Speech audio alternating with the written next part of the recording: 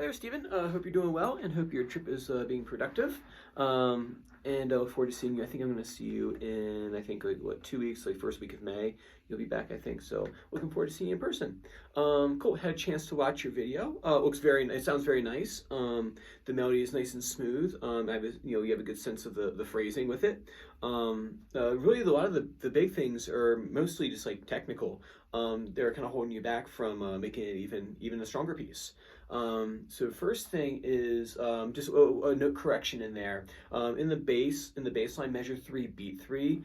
That's this spot right here, where you go ba da ba ba da ba da dee boom boom be boom be da, right here. Ba dum.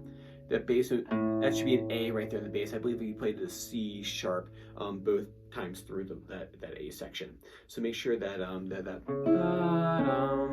that's an A. Da da da ba da dum bum be dee dum ba dee dum. All right. So be sure to make that minor correction there. Just to actually make it easier for you to play. Let's see here. Next thing is that the ring finger, especially when you're playing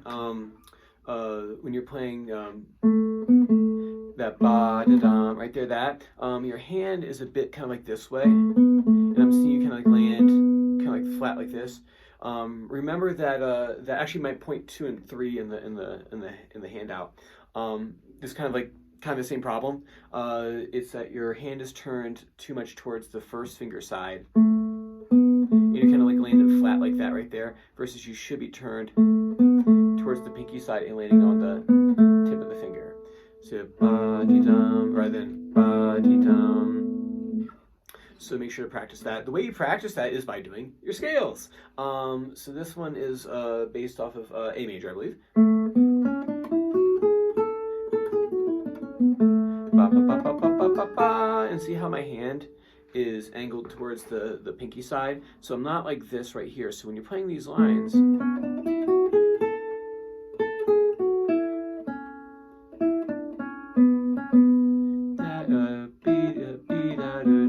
that's it. So when you're playing those lines, your hand should be kind of like in that A major.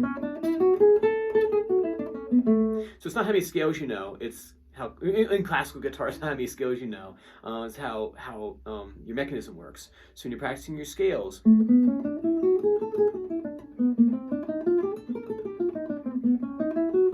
you're doing that kind of stuff, make sure that your hand is turned towards that pinky side and not angled out this way, because otherwise you have that danger of landing flat-fingered.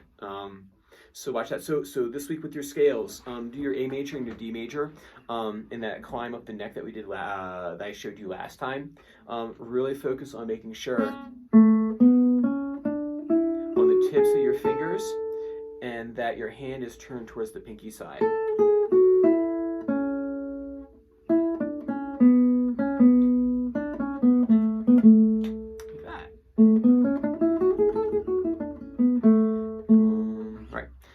So practice your scales with that in mind, the hand turned towards the pinky. Next thing is the B section. Probably the weak link for you is your right hand. The left hand is actually looking quite nice. Other than that one thing I was showing you a second, that's kind of like I'm kind of trying to really dig deep into your playing. But really the weak part of this piece that I would, if I were you, I would spend time on is the right hand fingering. So the B section, when you start with your index finger, your I finger. If you look at the score, it says right here, Mr. Carcassi wants you to start. He wants you to start with your M finger. It's Carcassi. So you make sure you want to start with the M finger. But why is that important at all? Is because basically, if you kind of like